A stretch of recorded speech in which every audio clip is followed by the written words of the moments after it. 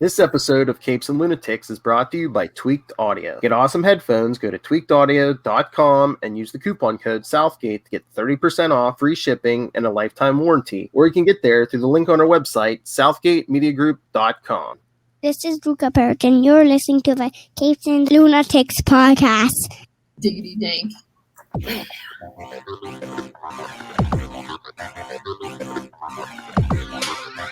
Hey there, kiddies. Looks like a 40s thing. Hey there, kiddies. Welcome back to the Nightwing.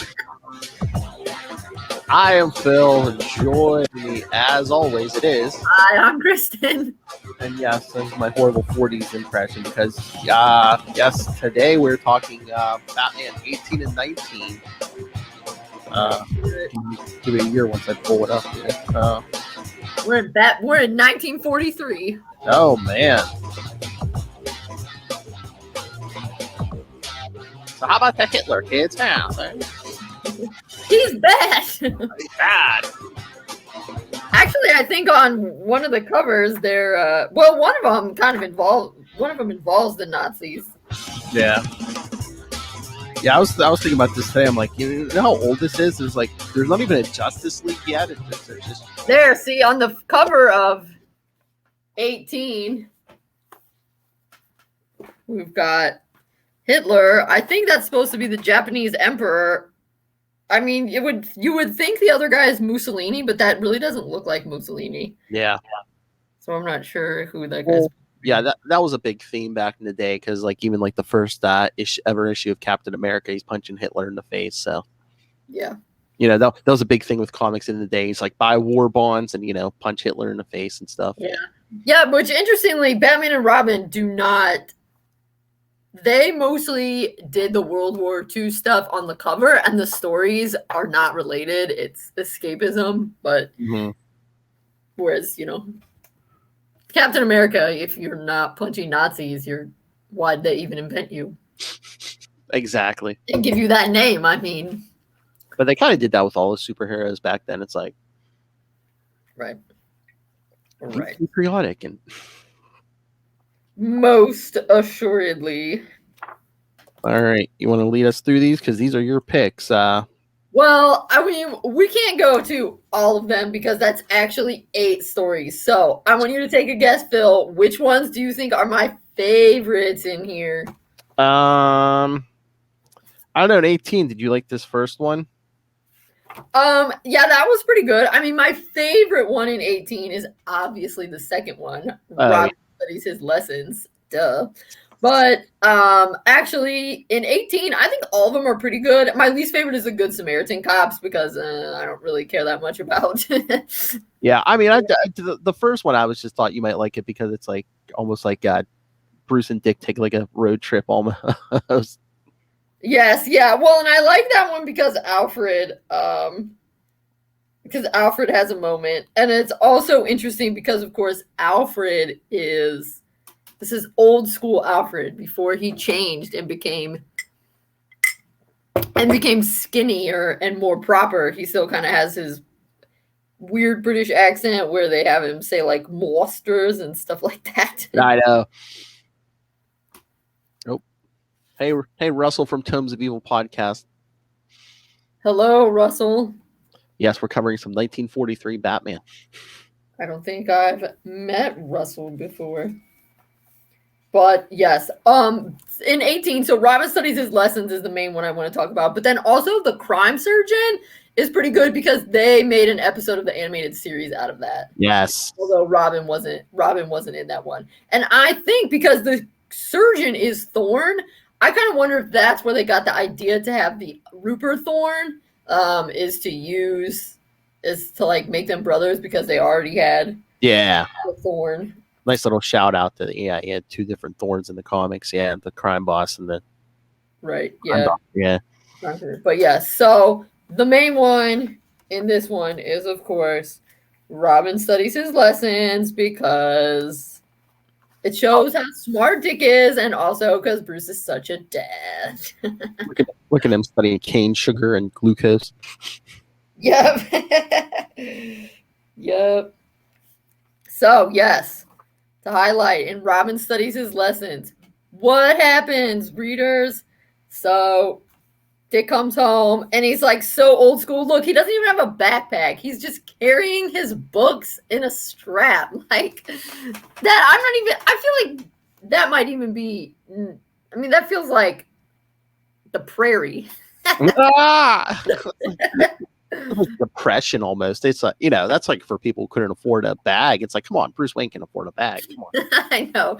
That's some of the things that crack me up so much. So anyway, Bruce is like, oh, Dick, you didn't even say hello. What's wrong? And nothing much. Bruce minimizing his problems. At your age, no trouble should be really serious. Out with it, lad. Tell me what's bothering you. It's like, it's my report card. I don't understand. I just have you facing gangsters and killers, but hey, how dare you be And then Bruce is like, hand it over. And he's like, you know what would happen if you flunked? And his report card cracks me up because they're always mixing, like, how old is Dick in here? I mean, we see he's not even wearing long pants yet. He's still wearing, like, the shorter pants, but he's studying Latin, chemistry, physics, algebra. Like, people usually don't even study chemistry and physics at the same time. They study chemistry and then physics. It's just this is just like rich people school. I don't know. He must go to a very advanced elementary/middle school. I love he's wearing the Robin colors though too. Oh yeah, he does that so often. It's funny. But I don't know. Did a lot of guys in the 40s sit at home with wearing bow ties while they're just sitting around reading the paper? I guess lots of rich guys did. I like it when Bruce is sitting around in his smoking jacket, smoking his pipe. Sitting around his house. That cracks me up. Oh, hey, but yeah, Russell, yes, he has a podcast, but he covers all villains. Yeah, he said, if you want to be on the show. Oh, sure. I love villains. Pick a villain. It would have to be a Nightwing villain, though. No, I do Batman villains, too. That's true. You know you're Batman. I mean, also, other things, if there's a villain that's funny, I like funny villains. I'll read about them. Anyway, and then Bruce, in full dad mode, puts down the hammer and says, that's it. You're suspended from being Robin. You will study day and night. And then also, this cracks me up because this is in the 40s when Bruce was not quite as intense as later. But remember when we read that one in Superman 700, where he was like, it had to be Dick. I'm going to ground him till he's 30. And he's like, you have to study day and night. And under no circumstances will you leave this house. Doesn't he have to leave the house to go to school, Bruce? Well, he's rich. You can have tutors. I'm sure he doesn't mean that, but it kind of cracks me up. The other thing that I like is they allow Dick in the 40s.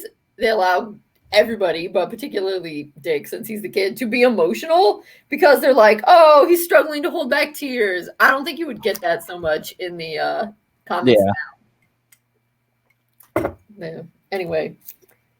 And then Batman is like, I'm sorry to do this, but he has to learn. Yes. Batman has to go out and like clobber crooks by himself and punch them in the bathtubs. I know. And say amazing puns.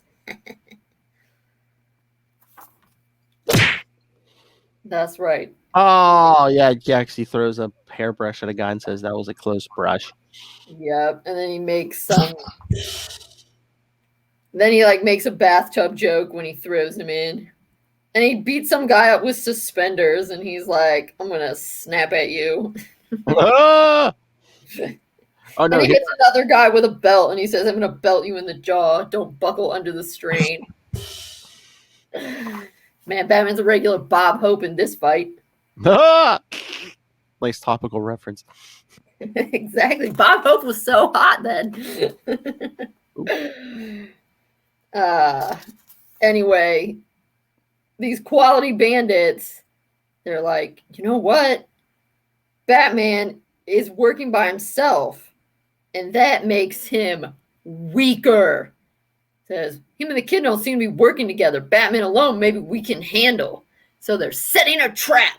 I love the master plan of the criminals to get away. They turn off the lights in the room. That's right. But it worked, didn't it? Well, they fooled Batman with, with a piece of hose. I mean, these days he'd have a flashlight or night vision, something. He probably have 50 different kinds of night vision in his cowl. He probably have special calibrated night vision just for empty warehouses. But I'm like, he's got a utility belt at this point. He's like, doesn't carry a flashlight. I don't know. Life was simpler in 94. Maybe he can't carry a flashlight because he sent all the flashlights to the war effort. Oh, maybe. And that's totally absurd, Phil. But I like how you just went with that. Is it my authority as a historian that you're like, yeah, sure? Yeah, and it's like I said, in it seems like every comic this era, it's like, oh well, I would have a flash. I would totally believe if they wrote that in and be like, oh, I would carry a flashlight, but our boys overseas need those. Exactly. But I sold all my flashlights to buy war bonds. Anyway, now this is one of my favorite parts. Batman comes home. Aww. Dick fell asleep studying, and Batman carries him to bed. It's so cute. Leave me alone. Gotta study. Yeah, I know. He's like, take it easy. You've studied enough for tonight. And that's how you can see he's not wearing long pants. He still has short pants on when he's being taken upstairs. Then, the next night, Batman goes out by himself, and the moon is shining. And Batman touches some blocks, and he should not have done that. Oh, yeah. Because then it turns out he got luminescent paint on him, and now he's glowing, and he walked right into the trap. Yeah, he tries to walk in. There's a bunch of firecrackers. Exactly. And somehow... And the crooks... belt gets... Oh, no. Robin tries to contact him on the belt. Don't you love when he pulls his costume out of his... Like, he just, has it hanging out in his dresser in his room, and how it just comes out as all one piece. Like, even the cape is attached. Exactly. That's not even this era. It's like whenever they want to, them to hold that costume and show it off, it's like all attached. Yeah, well, the costume does whatever they want. Even in the 70s, sometimes Dick takes all this costume out and he sleeps just in the Robin shorts. And then other times it's like one piece, like when he takes it off. And well, that's what I was gonna say. Even like when Bruce was carrying him up to bed, he's in the full Batman costume. Like he would never do that anymore. Right, exactly. Yeah. Anyway, Robin's like, Batman, what's up? And so then the crooks are like, oh, hey, this is great. Let's get the kid here and we can snuff them both out. Yeah, because he hears the crooks talk, man. He's like, Batman, what happened? They're like, oh, the crooks are like, oh, come and get Batman. He needs your help. I know. The crooks are like, hey, look, kill this man. Let's kill the boy, too. Yeah. Batman. And yeah, look, it comes out of look at it coming out of Batman's belt. It's like a tough phone. It's like very Dr. Seuss right there. They got a whole phone coming out of his utility belt. He doesn't have a flashlight on that belt, but he has like some kind of communicator. Yeah, he has a total phone. But I love how, because Batman is like so hardcore in the 40s, he's like, you dirty rat, don't you dare harm Robin. And then when they're like, Robin, come to Consolidated Fisheries, he's like, no, Robin, stay home and study. Study. Which, like, come on, he's not gonna do that, because of course Robin's like, this is one time I'm not obeying Batman's orders. Boy, even if it means my death, get an A on that math test. I know, Batman's so intense. Rather than just say, oh no, stay away, stay home and study. Right, I know. But Robin comes to the Consolidated Fisheries, and the moon is behind a cloud, and so he sees, wow, there's a lot of glowing blocks on here. I should not touch them. Smart kid. Yes, because luckily the moon is hidden and it's so dark, I wouldn't have noticed them glowing. Exactly. Then he says, okay, Batman would have gone through one of these doors, so I better not do that. Smart. Then he goes and finds the refrigerator, and he smashes the refrigerator coils to make sulfur dioxide, which is heavier than air. So he sits up, hanging out on top of the door. Hey, Well, don't skip over that because he learned that in school the other day. That's right. Yes, that's right. He says, something I learned in school the other day. That's right. Puts it out. And then he also learned in school that sulfur dioxide is heavier than air. And then he comes in wearing a COVID-approved mask. Nice. Actually, I don't know. It might just be a bandana. He got the one-liners too because he punches the one guy. He's like, drop that. Gets him to drop the gun. Drop that rat. Yeah. Exactly. And then he says, and then he throws a boat at the guy. And I hope boats don't make you seasick. Your ship's coming in. Exactly. They're like, oh no, we got to get out of here. Robin pursues. Batman frees his bonds.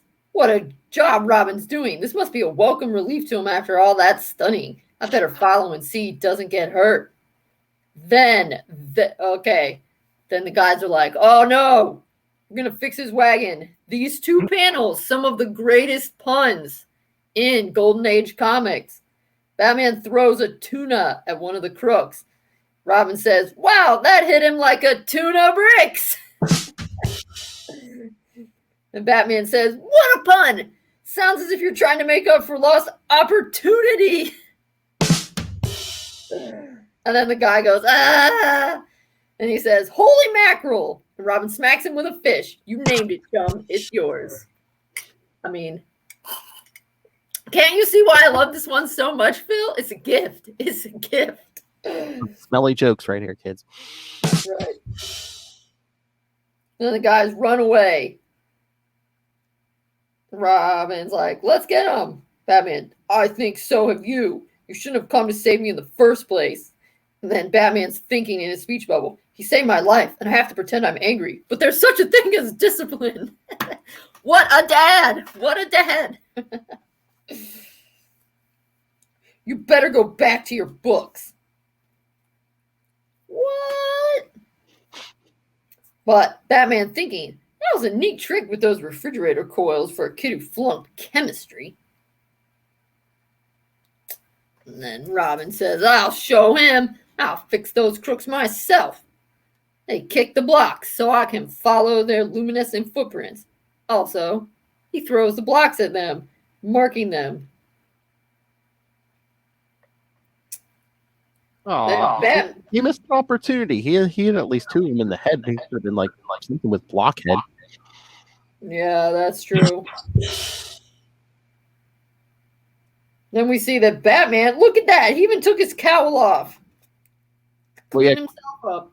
Because he's rinsing his eyes out. Yeah, because they don't want Robin to know that the gas blinded him for a few minutes also. Yep. I love how he's Robin swinging down. The crooks are shooting at him. Looks like I should have stayed home and studied my lessons after all. I know. But he doesn't seem like that into it.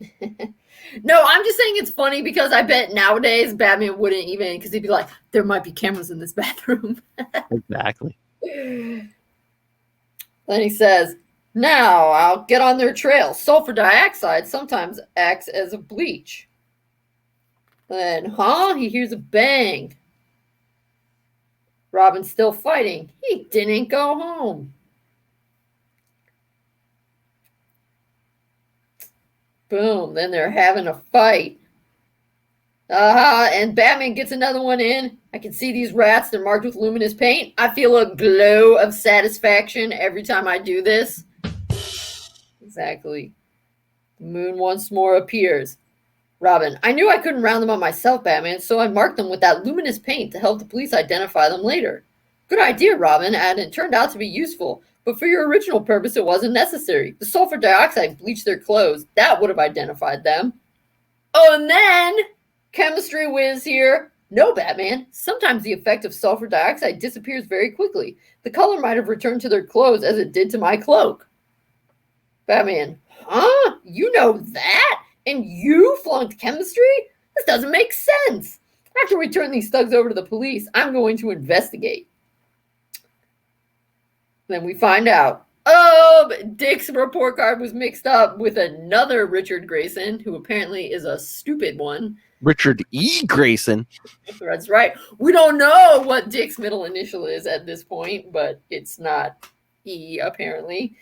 And then Bruce, so groovy. I'm glad to hear that, Professor. Professor? What does he go to, Hogwarts? Oh my God, there's another Richard Grayson. Have... No, we got him confused. No, it's Rick Grayson. Exactly. You beat me to it. Yeah. He drives a cab now. See, kids, stay in school.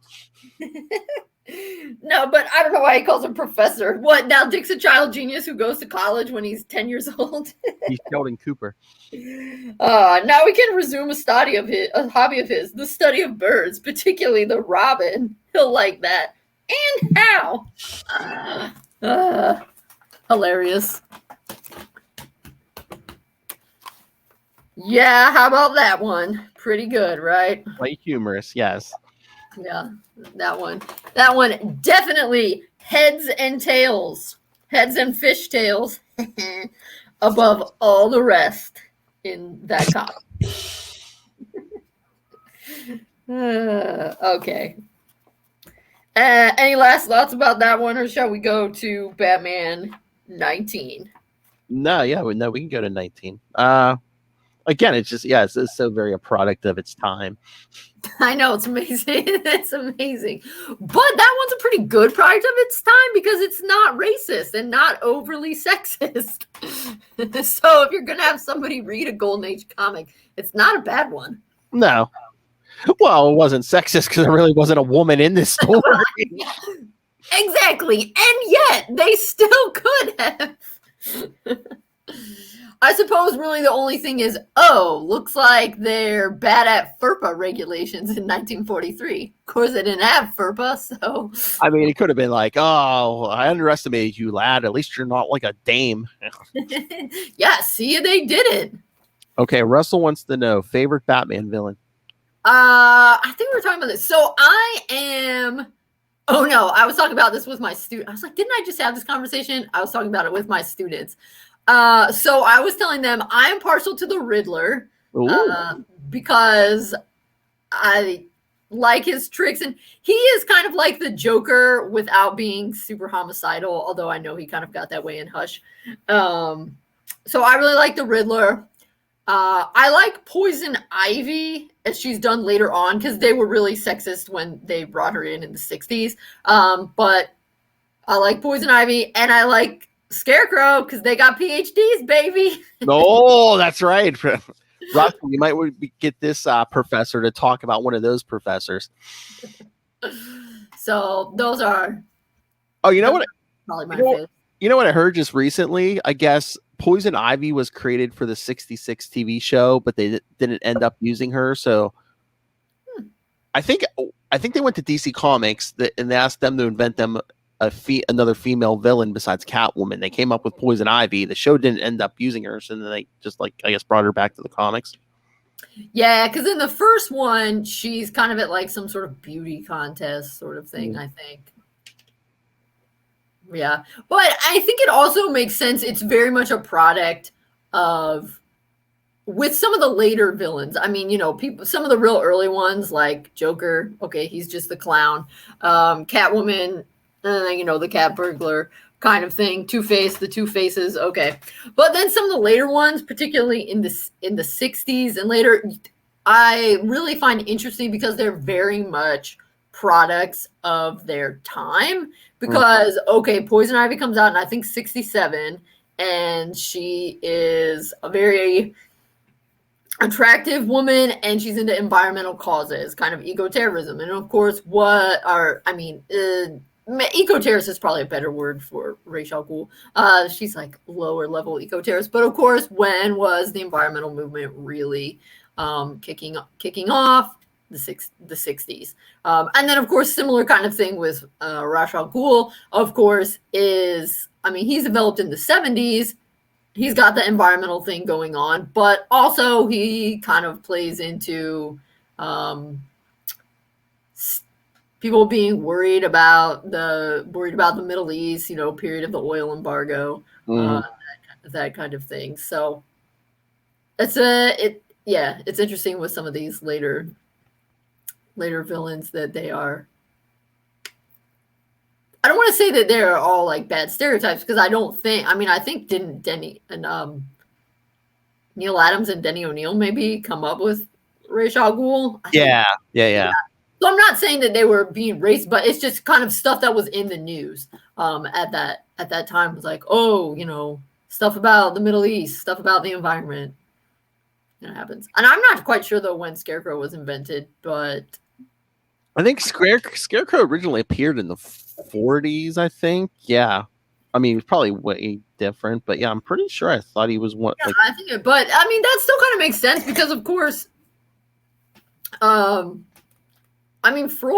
people were still very kind of interested in, people have been interested in psychiatry and that kind of stuff for a long, Yeah, Scarecrow's first appearance, World's Finest Comics, number 3, autumn 1941.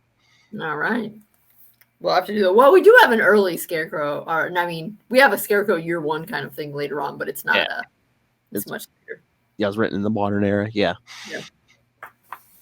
Yep. He wasn't quite as well developed as he become. Most of them weren't quite as well developed as they become later on. Who are your favorites, Phil? Of course, I like the Joker. I mean, the Riddler's pretty good. I was gonna say, do we still count Catwoman as a villain? Sure. I mean, I like the back and forth between her and Bruce. There's just so many. I like so many. The clay faces are fun sometimes. Yeah, they're all pretty good. I'm definitely in the category that sometimes I think Joker is overused. There are some really good Joker stories, but sometimes it's like, oh, we're having a big Batman story, and you're like, oh, great, it's gonna have Joker again. I think part of the reason I like Riddler is because of the animated series. Every Riddler episode in the animated series is excellent. Yeah, in my opinion, I think they're all really good. But yeah. For whatever reason, I don't like the Penguin as much in Batman the Animated Series, but I really like the Penguin in the 66 show. But played by Burgess Meredith, and how can you not love that, I suppose? Exactly. But no, I'd say Batman, The Flash, and Spider-Man probably have the best rogues galleries out of everyone. Yeah. So. Yeah, I know some of the Spider-Man. I don't actually know as many of the Flash, but doesn't he have kind of like a Mr. Freeze guy? Oh, Mr. Freeze is very cool. After they kind of, made him more in depth. Oh yeah, when the animated series, when they give him the the whole thing with his wife and everything. Yeah. Yeah. The Flash is Captain Cold. Yeah. Yeah, he is pretty. Yeah, the thing with Superman. Lex Luthor is a cool villain, but Superman just doesn't have nearly as many villains. Yeah, no. It's basically once you get past Lex Luthor, Brainiac, Doomsday, I guess, and then of course you have General Zod. After that, it's like, well, who, Yeah, is Darkseid originally a Superman villain, or is he always always Justice League? I think he was a New Gods thing, and then he eventually became everybody's enemy. I think, yeah. But of course, Superman runs into him a lot because he's one of the ones strong enough to, face him. Right. And of course I like Deathstroke, but I mostly like Deathstroke because he was invented for the Teen Titans. And I'm like, yeah, that's right. Well, Deathstroke is certainly interesting. And Deathstroke knows and appreciates how good Dick is. And so I know and appreciate that too. Oh, well, that's they had the end credits, kind of like the end credits scene like they had in the original Justice League. They did it again in the Snyder Cut where I guess Lex is going to hire Deathstroke. And I don't know if they did it in the original version, but in the Snyder Cut, Lex tells Deathstroke, he's like, oh yeah, Bruce Wayne is Batman. I'm thinking, the comics, he knew that because he knew who Dick Grayson was. Thank you very much. Yeah. So is that why on the DC shop they're selling Deathstroke t-shirts now? Maybe. Speaking of which, did you get a survey from DC Universe Infinite? If you did, please go on to that survey and tell them that they need to get more merchandise in the shop That was what I said repeatedly in my survey. I was like, I want to buy some Nightwing stuff. I want to buy some Nightwing I stuff. swear I never got my thing for merch, even though I swear I got a message in the app that said, "Oh yeah, hey, your thing's still sitting there waiting," and then I go in my email and there's nothing there ever. That's suspicious. Well, you should email them. But as of right now, I'm like, I have this $25 and there's nothing I want to buy. Yeah, because I think I even looked at the merch when I got that message. I'm like, oh, I don't know if I even care. There's not a lot here. I know. It's like, why they make the store so tiny? Anyway, back to number 19. All right. I had us read this one for two of them. The Atlantis Goes to War, because it reminded me, actually, after reading, shout out to Joshua Burton. Bertoni, yeah. Yes. That when he was going through the ladies in Dick's life, this is his first crush. Oh, yeah. Lana, the Empress of Atlantis. So I guess plus this is one of the, it's not the only one, but it's one of the few that actually directly deals with the Nazis and World War II. So that's why the Nazis are able to sneak up and take care of get American, ally ships, is because they have some sort of access to this whirlpool of Atlantis, and they've kind of taken over Atlantis. Look at, you want any more World War II, the first page, Batman and Robin are fighting guys on a Nazi, that U-boat or whatever. Right.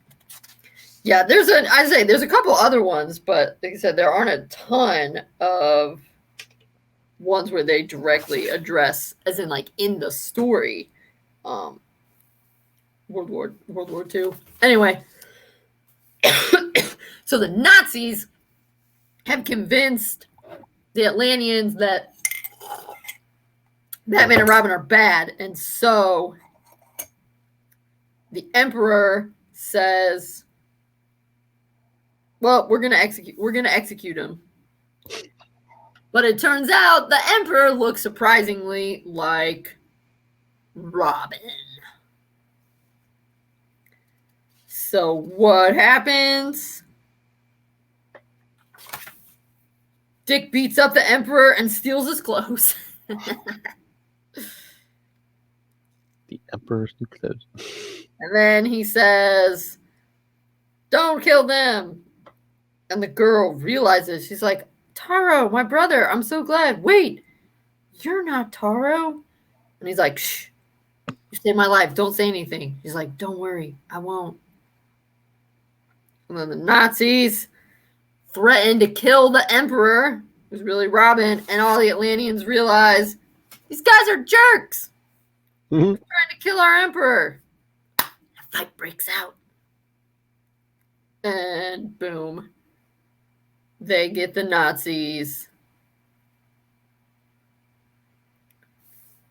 And then they go home, but Lana sends Dick a letter. Well, it's funny because normally Dick is the one, and Bruce's Batman's always like, "Oh, a lovely night for romance and stuff." Dick's like, "Romance, bah." But this time, Batman says, "That's the end of those U-boats, Robin, and of all others that make Atlantis a port of call. A grand adventure, wasn't it? I'll never forget her. I mean it." Batman says, "You mean her, you romantic young rascal. And here's a letter she asked me to give you once we're on our way. For me, quick, let me see it." And then, "Dear Robin, keep our secret and think of me sometimes, not as the ruler of a people, but simply as your friend, Lanya." Oh. Dick says, "And to think I'll probably never see her again." Aww. And apparently he doesn't, because by the time he's friends with Garth, Atlantis has changed a lot. I'm looking for credits, so is Bob Kane the only one credited for this? Yeah, I think so. Usually in the early years. Yeah. Bob Kane's the only one. I was trying to look up because I was like, this sounds kind of familiar because it's later from here, but earlier stories. Superman, I guess in the early years, had a mermaid girlfriend, Lori Lamaris, who first appeared Superman 129 in May 1959. Created by Wayne Boring and Bill Finger. Well, wait, let me see. That's what I'm saying. I was like, do we have a Bill Finger? Atlantis Goes to War. The writer is Don Cameron. Mm. The artist was Dick Sprang. Okay. I was gonna say, does Bill Finger have a thing for Atlantis or something? He's done some of them, but he didn't do anything. Yeah. According to the list in here, he didn't do any of the writing in in Batman 19. Although he wrote The Crime Surgeon, but not Robin Studies His Lessons. I was just looking for a connection. Bruce Wayne loses the custody of Dick Grayson. Hold on, that one's in this one. You know that's like one of my favorites. Well, I was gonna say, yeah, Bill Finger wrote it. Bill Finger, he's the man. Bill Finger. I was gonna say, but the penciler was Bob Kane. Oh. And the inker was Jerry Robinson. That's the big three. Finger, Kane, and Jerry Robinson. Boom. That's like the Trinity. That's what's good. Anyway, yeah. So that's why I had us read that one, because that's Dick's first crush in the in there. But then the other one I like to read, I mean, there is a Joker one in there, but is the last one, The Collector of Millionaires. when Bruce comes home, and, well, it turns out it's the fake Bruce, and this person does not know. This person is a terrible double, because he is immediately suspicious. Because here he comes. At Bruce Wayne's home one day, Dick's looking out the window, again wearing Robin colors. Gee, there's Bruce, back from his vacation. I'll give him a bang-up greeting. He runs down there with a balloon. As soon as the door downstairs opens, he pops a balloon in Bruce's face. I'm just testing your nerves after your rest at that health resort. How come you're back so soon? And Bruce says, "Why, you little brat!" And then he punches Dick in the face. The first of many times. It says, "I'll teach you to play tricks." Dazed and bewildered, Dick stares unbelievingly at his friend and guardian. What's got into him? Bruce never did anything like that before. I love how they totally play it off. He's not like, I mean, that's like very blatant child abuse. I feel like even in 43, they were like, don't punch your kids in the face. Well, I guess they're like, oh, you can really tell it's not him. Right, exactly. What indeed has happened to kindly, genial Bruce Wayne? Yeah, that's right, Frank Miller. Kindly, genial Bruce Wayne in your face. Puzzled and grieved, Dick tries to find out. Bruce, what do you want? Bruce, is there anything wrong? And meets with a harsh response. Bruce kicks him out by his butt. Out of the room. Yes, you're a pain in the neck. Now beat it and leave me alone. Understand? But like, it's funny because it's so over the top. And this guy's a terrible double. I mean, wouldn't you try to not be suspicious? I mean, the guy just goes in and cranks the suspicion up to 11. Like, oh yeah, I live with this kid, and I'm gonna immediately, within 5 minutes of coming home, I'm gonna punch him in the face and literally kick him out of a room. And every time now that Bruce hits Dick, shouldn't he be like, "It's an imposter again"? Yeah, he should, because he didn't remember that. He's like, I don't understand. I didn't do anything. Bruce isn't himself. I mean, you did something. You probably shouldn't pop a balloon in his face. But, you know, if in the past, Bruce has been cool with it. And then we find out, yeah, Bruce isn't himself. He's in a cell. Oh, no. Underground cell. Predicament. And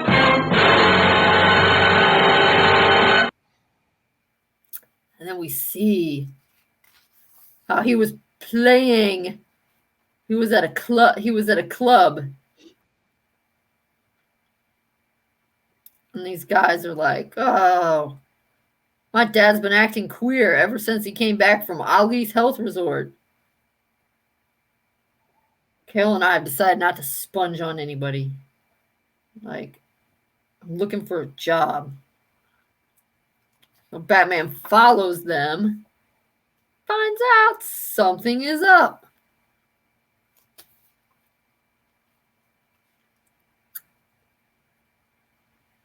And then they find out. So I get that Bruce Wayne follows this guy and changes the Batman, but he took the Batmobile with him. He must have hidden it. I guess so. Yes. Wasn't it supposed Well, to be? he saves their lives. Yeah. The owner owes me some favors, telling Batman, saying, "Thanks, Batman, you saved our lives." And then it's not like the judge to throw his son and daughter out of his home. I've got to go to this Ollie's resort. Bruce, you're going on a vacation. So I think he must have shown up. He's just thinking about it in the Batmobile. Oh my God! A lot of the details are different, but I think that they've based another animated series episode on this. The one with Poison Ivy? No, what? No, the one with Hugo Strange. Oh yeah, where Dick shows up at the end wearing the Yeah. Yeah. What one is that called? I forget. I'll have to look it up. But yeah, it's the one where Hugo Strange has a machine that can read people's thoughts. Yeah, at the health resort. Yeah, right. Well, there is also a Poison Ivy health resort one where she invites Bruce and he sends Alfred and Alfred's lady friend instead, and they get turned into trees. Yeah, the Eternal Youth Spa. Yeah, I remember. Yes, the Eternal Youth Spa. Love it. But yeah, that Hugo Strange one. Yeah, it is funny because he finds out Bruce is Batman. He's gonna auction off his secret to either the Joker, Two-Face, or the Penguin. So Dick has to show up at the end dressed as Bruce Wayne with a rubber mask, and he's and he's wearing these because at the end he hikes the pant leg up, and you see he's got a couple inches, and he's like, "These are really hurting my feet" or something. Yeah, and had to imitate Bruce's voice, the Commissioner Gordon. Yeah. As soon as you say it is kind of a. That's a cartoon. I'll let you look it up while we see how they're talking about. And finally, Bruce Wayne, society's playboy, of no use to anybody. And then they're sending a double, and Bruce is like, "I gotta warn Dick." And it's a good thing he's thinking about that because Dick is up in his room where he has a framed picture of Batman and Robin over his bookcase. He's a fan. And he's like, "He can't act that way to me. Maybe it'd be different if I reminded him of what we've been through together." So he puts on his outfit and he's about to reveal himself. And Bruce is like, "Dick, don't tell me. Don't tell him who it is. That isn't really me." He's like, "Whoa, whew. Thank heaven I was about to spill the beans." Okay, you ready for the title of the episode, which we should have remembered? Yes. Is it The Strange Secret of Bruce Wayne? Yes. That is like the most obvious title. Yeah, exactly. Hugo Strange. Yes, Rain and Bruce Wayne. Yeah, then as soon as you were like, which we should have guessed, I thought, it's that really obvious. It's a really obvious title, isn't it? All right, so Dick sneaks into the health resort by hiding in a box of canned goods.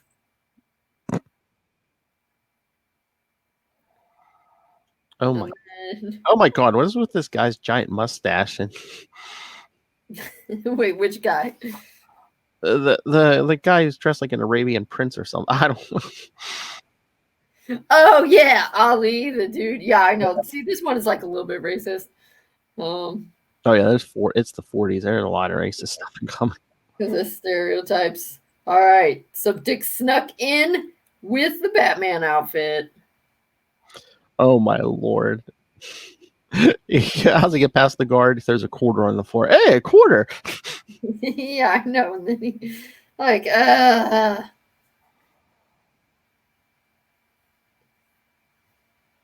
doesn't make sense. Like, seriously, you think that guy would get that excited over a quarter? I mean, maybe if it was a gold piece. Jeez. I suppose it's just a natural reaction. You're like, "Oh, money on the floor. I'll pick it up." I was going to say, it's 1943. Is that like today if someone's like, "Oh, look, there's a $20 bill on the floor"? Maybe. Anyway,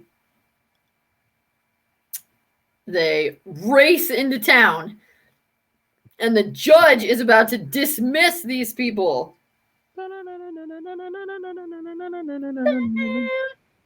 But Batman gets there just in time. Objection, Your Honor, which I don't think he can do. But boom! He rips the face off the judge, and it turns out it's a phony! Oh! With pleasure, Batman. I thought this guy was acting phony. Yeah, exactly. He was acting phony. Then they go beat up another phony who's collecting money for the USO, but he's gonna steal it. I like this.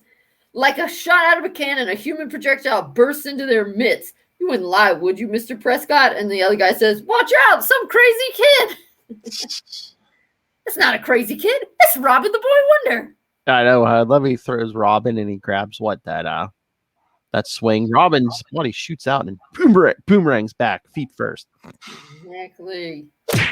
Boom. Then there's like another phony. He's like, I knew it. And then they go in and they're auctioning off art. Oh, Batman punches through the art. Everyone's like, oh, he ruined a masterpiece. He says, no, it's a fake. And then he smacks that guy and his hair and mustache fall off. He's an imposter. Then they bust up the banker. Smack a trash can on his head. Oh yeah, Robin puts a trash can on his head and spins him in his office chair. Yep. And then Bruce Wayne. He's about to take this ruby. Oh, put it in safe custody. And he's like, oh, gladly. Wait till I steal this for Ali. Wait, that man isn't Bruce Wayne. He's a phony. The fake Bruce is like, how do we know he's the real Batman? He's like, yeah, maybe he's a fake. A flashing moment, and a diamond-studded bat-shaped emblem gleams in the crime fighter's cupped palm. Anybody else have one of these? Gosh, I'm sorry, Batman. Like, that's how Batman proves who he is, because he has a diamond-encrusted batarang? I guess. Bling, bling. Then, straight out of Scooby-Doo, fake Bruce says, I'll get you, you meddler. Yeah, throws the case out. I love Batman. It's almost like hitting myself. Yeah. Where's Ali? Don't hit me, I'll talk. Ali went to the resort. He can hold the millionaires for ransom. Oh, then they bust him in.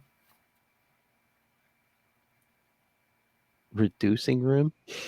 I think it's a sauna. That's what it looks like, yeah. But yeah, apparently Ali was just wearing a puffed up suit because I don't think you can sweat that much out of you. Man, not that quick. Yeah, that's some comic book science right there. I will myself tear you apart, you little brat. You sound good, Ali, but actions speak louder than words, my fat friend. That's so rude. Frozen. And then look at Batman's gleeful face when he locks him in there. Work up a sweat, boys. He's like so excited to lock him in there. And look at them laughing. Like on this last page, Bruce has some kind of weird faces. Like that last panel, he looks really creepy, honestly. I know. When's the last time you see Batman and Robin just sitting there laughing? Yeah. So then later, Dick, Ali did some good after all. Those men have reformed. How about you, Bruce? Didn't Ali say you weren't of use to anybody? Bruce, yeah, but you'll have to ask the Batman about that. Hilarious. Oh. That is kind of a freaky. That's a freaky drawing there. That Batman's gonna haunt your dreams. Oh yeah, and before I forget, kids, yes, we covered Batman 18 and 19 today. If you want to, we covered issue 20 along with issue 32 way back in episode 21, like the beginning of last year. So that's right. Who was responsible? Dick Sprang, my man. Dick Sprang drew that creepy Batman. Dick Sprang was born in Fremont, Ohio, which is not that far from Actually, I have some relatives in a mausoleum in Fremont, Ohio. Oh. So Dick Sprang has a place in my heart. Actually, he did a lot of these. He did a lot in here. Not Bruce Wayne loses the guardianship of Dick Grayson, but that's okay. So yeah, what did we learn again? What did we learn today, kids? Nazis are bad. Always. Make sure to do your homework. That's right. Sulfur dioxide might bleach your clothes. Also, it's lower than air, so if your refrigerator coils break, get up high. And any child abusers are phonies. And maybe don't pop balloons in your parents' faces. Oh, yeah. Yeah. And watch out for that fluorescent paint. So true. So true. And be suspicious if you go to an inn with a famous restaurant and the food is terrible. We also learned that from the Hunter's Lodge one. We learned that from the That one also, we didn't talk too much about that one, but that one also kind of reminds me of a Scooby-Doo episode because although this came first, so maybe Scooby-Doo stole it from Batman, but they have two competing lodges and somehow they have a thing that they can use to change they have fake trees they can use to change the road, which is they totally do that in the Scooby-Doo cartoons. Well, I just waited for any of these stories when like a fake mask came off and like, I would have got away with it if it wasn't for you and this kid. You meddling kids. You and that meddling brat. Exactly. It's true. It's true. So, which one was your favorite, Phil? Let me see. I kind of like it's just for the silliness of it. I think I kind of like that first one. Do your homework, boy. I mean, definitely. That's definitely my favorite of the ones we read. Oh, yeah, I was going to say. The puns are amazing. Also, Bruce is such a dad. And it showcases that Dick is very smart because he knew those refrigerator coils and he schooled Batman on sulfur dioxide bleaching. Oh, yeah. There you go. Boy wonder indeed. All right. So anything else on these? I think we're good. All right. We'll fit whenever the new issue. Oh, you know what? Maybe I'll look that up. But yeah, we'll fit the new issue in when it comes out. But for the next 3 weeks, we're covering more old school Batman because next week we're covering Batman 10 from 1942, Batman 22 from 1944, and Star Spangled Comics 91 from 1949. I believe the theme on these, because these are ones I picked as well, is birthday. I think number 10 is it features the infamous Dick's first birthday with Bruce. And number 22 and Star Spangled Comics are both Bruce's birthday. Oh. And is Superman in Star Spangled Comics? I don't think he's in this one. Okay. Yeah, which let me know if you can't find that one. I have the Robin archives because I'm not sure if Star Spangled Comics is on DC Infinite or not yet. I thought it was. Yeah, I'll take a look and double check. Yeah, let me know. Speaking of which, it's been years. They came out with the Robin Archives 1 in 2005, Robin Archives Volume 2 in 2010, and I've been waiting since 2010. 11 years now for the Robin Archives Volume 3, which is supposed to feature the first appearance of Crazy Quill. Oh. Yeah. I think that might have been I think I've read it before. I think it's been reprinted in like Batman Family, but not the point. Yeah. And by this point, I'm giving up. I don't think they're going to come out with it, but maybe they could come out with Robin Golden Age Omnibus, and they could include all of them in there, all the Star Spangled Comics, because that is how, in the Golden Age, Robin appears on more comic book covers than Batman. Ooh. Mm-hmm. Because Robin is in Star Spangled Comics and is on the cover, and of course, he's generally speaking on the cover of Batman in the Golden Age and Detective Comics and World's Finest. So he edges out Batman. That's right. Because of course this is before the Justice League, so Mhm. Robin having a comic means he's in more comics than Batman. Ha. That's right. All right, yeah, Nightwing 79 is coming out April 20th. So. Oh, that's why. That's still like another month. Yep. Dang. Yep. Well, I don't know. See, they gotta take extra time to figure out what they're gonna name that puppy. I guess. Yeah. Oh, yeah. That's right. If you have thoughts, send them in. What should they name that puppy? But yeah. So those 3 next week, and then in 2 weeks, Batman 66 from 1951. Yeah, issue 66. And then in 3 weeks, I think that's another infamous one. I think that's the Joker story. I think that's Joker's boner. I think that's that. I was wondering. I couldn't remember if it was that one or the detective issue. But No, I'm pretty sure it's that one. I don't know. I know I picked it because I have it in one of the omnibuses, and I was like, we need to talk about this oh my lord, because it's famous. I was gonna say I might be able to wrangle Lilith for that one just to talk Joker's boner. It's a classic. And then Actually, I believe it's Batman's boner. Excuse me. I thought Joker's was talking about his own boners. Well, he is, but then the whole point is he wants Batman to make a boner. Okay. Yeah. And then in 3 weeks, Batman 156 from 1963. Isn't that the day Robin died, or is that? Oh yeah, I think it is. Yeah. So that'll be in 3 weeks. Yeah. Next 3 Robin weeks. dies at dawn, I think. Hold on, let me check. I have a picture of it in my hallway. Because I remember reading it a while ago, and I think that was the one. Yeah, 150. Yeah. Yeah. So in 3 weeks, we'll be doing that one 156. Yep.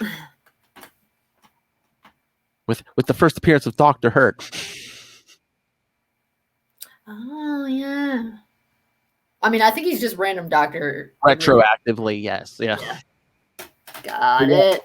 So yeah, next 3 weeks, be getting some classic Batman and Robin. You know, that's actually a pretty good time to do it because it's in between my birth. We're doing the birthday issues in between my birthday and your birthday. Oh, that's right.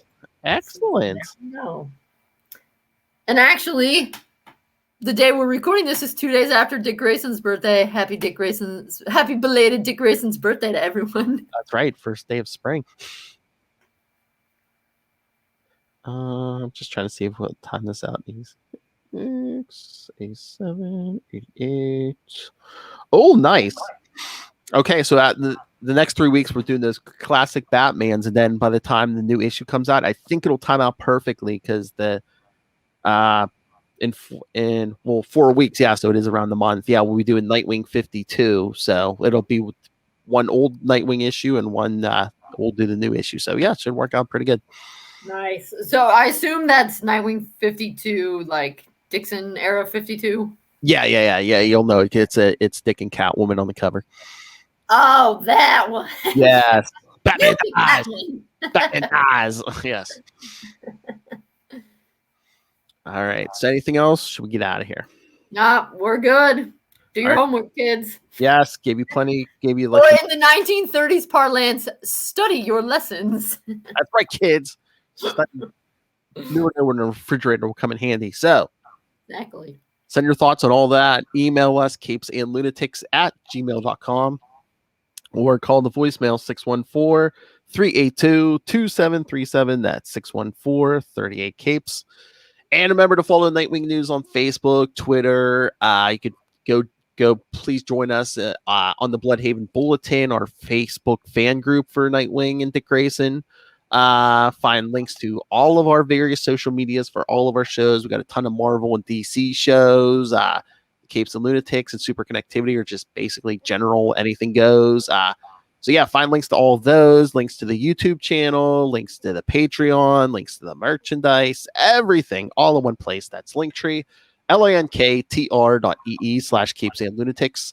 And please remember to support our sponsors, Tweaked Audio and Hunt a Killer. Use the code Southgate for both of those for a discount. And for you learned types, those of you who do your homework, first go pick up Pod Life, the book, now in digital and paperback. Learn the stories of a bunch of podcasters, including myself. And If that isn't enough reading for you, please go pick up Dick Grayson, Boy Wonder. It's a great supplemental reading for this podcast. It's highly recommended. You'll be the all your friends will be jealous of you so badly. Diggity dank. Give them the old diggity dang. Diggity dank. That sounds like a 40s thing. Diggity dank. Yeah, I mean, maybe it is. I think who wrote that Flash plus Nightwing? I think it was Mark Waid. Mark Waid, yeah, maybe he was. I think if I go back through my email, I'm pretty sure I emailed him once, and I was like, "Hey, how'd you come up with diggity dank?" And he was like, "I don't know. I think it was something my mom or grandma said." So it might be a 40s thing. I just thought maybe he was going for, Dick learned that in the beginning of his career or whatever. But hey, learn a whole bunch of secrets with Dick Grayson and Dick Grayson, Boy Wonder. That's the kind of hard-hitting questions I ask comic book creators. Where'd you come up with diggity dank? Hey, Mark Waid told me his favorite Flash villain is Abracadabra. Diggity dank. Oh, nice.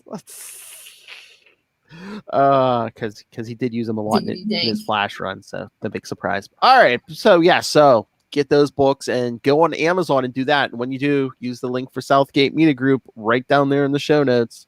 Help us support this show, the network, and that glow-in-the-dark mobster with a mask, with a rubber mask, Rob Master Doom Southgate. Make it rain, so says Master Doom.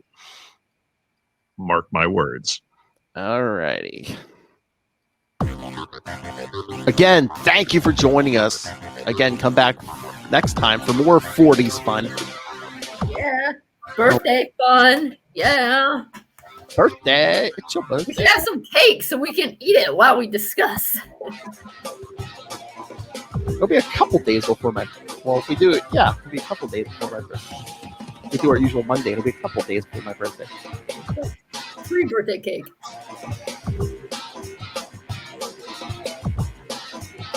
You know what, though? I bet you won't get as good a present for your birthday as Dick Grayson got for his, because you know what he gets. What? Airplane. We're going to say justice. Oh, I want to make him cake.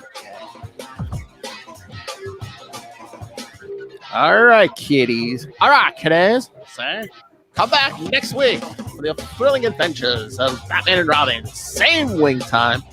Same wing channel. The Nightwing News. That comes much